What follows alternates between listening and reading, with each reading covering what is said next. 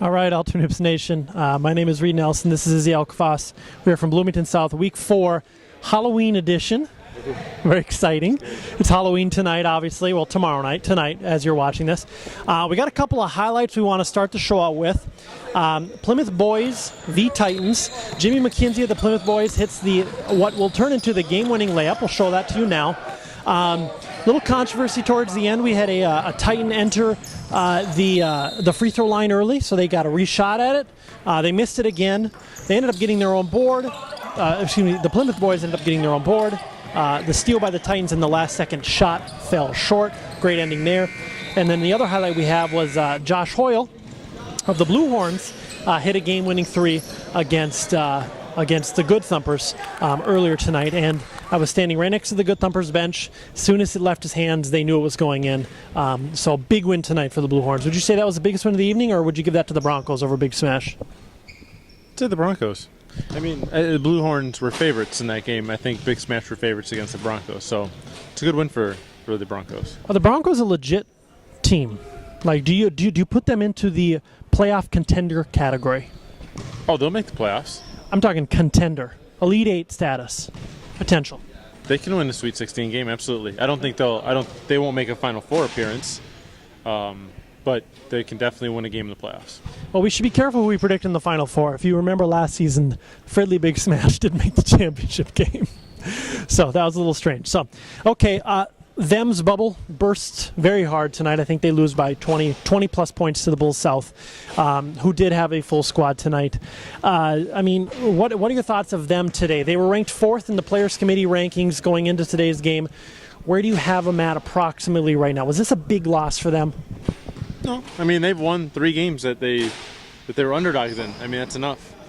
They'll, as long as they win 5 games, they'll get a. How many teams are we doing? 20? 20 teams this season, correct. 6 wins will guarantee them. But I think 5 games they can get that A spot. So 5 games is the magic number for them. They have 3 good wins. Squires over Showtime tonight. More impressed with Squires or more disappointed in Showtime? You know, I never really liked Showtime's the whole thing. I think they're good enough to win games in the regular season, but they're not a team built to make a run. They rely too heavily on their perimeter shooting. Some really suspect shots from that team, like really suspect shots, and you live and die by that. And that's why I hate putting my eggs into that kind of basket. The Squires usually let games like that slip, and they pulled it off, so it was good to see. I think I was the only one that picked the Squires to beat Showtime, which I guess I can kind of see it. The Squires have been awful. They got an easy schedule too, so I can see them going 6-2. What are they right now? 2-3-1. 2-2, 3-1. 2-2. Well, you know, I got a lot of flack for giving the Good Thumpers an easy schedule, and now they're 1-3.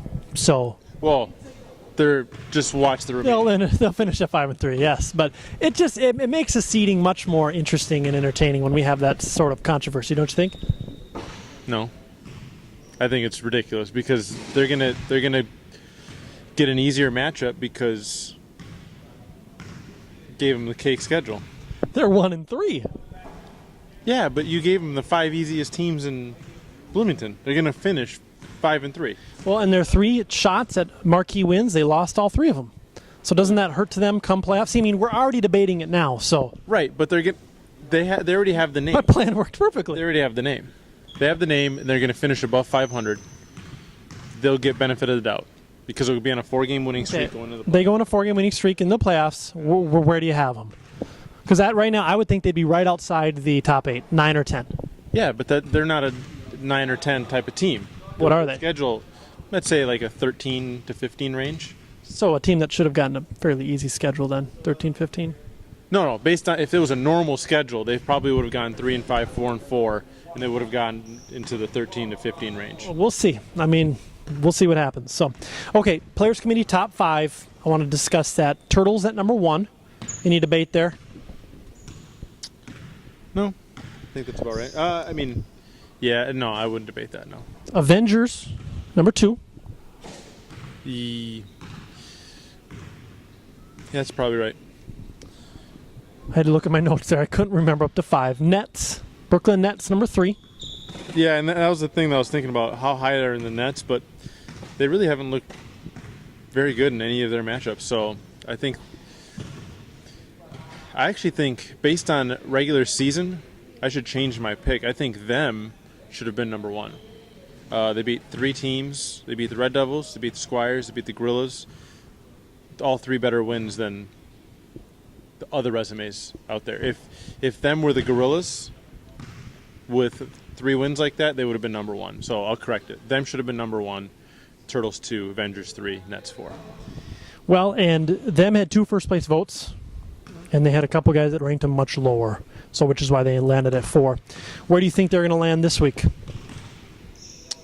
I think they should settle maybe at 6 or 7. Do the Broncos go past them, or do you think they're right around that same spot? No, but you gotta. Them only have 1 loss, and they have 3. Still, they have 3 good wins. Gotta give them their daps. Number 5, Gorillas. About right? Yeah, it's about right. Okay. Top 5 is right. So we're going to play a new game this week. It's Halloween themed. It's called Trick or Treat, where we're going to break down 2 players, 1 from each league, and guys who are having very good seasons. And I want you to tell me if it's a trick or if they're actually a treat. First one, Royce Winford out of Fridley. He's averaging 15, 7, and 2 for the 3-0 Killer Bees. Is this a trick by Mr. Royce Winford, or is he actually a treat to his team? I'm gonna say treat. I like Royce's game. I think the 15 points is a little high, but I think he's definitely capable of carrying that team with Ryan Spading. So I think that's a nice little treat for him. Killer Bees 3-0. Where do you see them finishing at? I'd have to look at their schedule. They're a good squad. They haven't played any of the top 4 or 5 teams, so I expect them to finish somewhere 500, maybe 5-3. Second one, Arsenio Richardson of Showtime. He is averaging 17, 5, and 3 before tonight for the 2-2 Showtime. Trick or treat? That is also a treat. I don't think he should shoot as much for that team. I think he should be more of a distributor and maybe just penetrate and kick, and maybe go for layups. He takes a lot of long threes. I think he should stay away from that. That's a nice treat for him. I would like the points to come down and the assists to go up. What time are we meeting for trick-or-treating tomorrow night? I don't know. 5:30? 5:30. We'll see you then.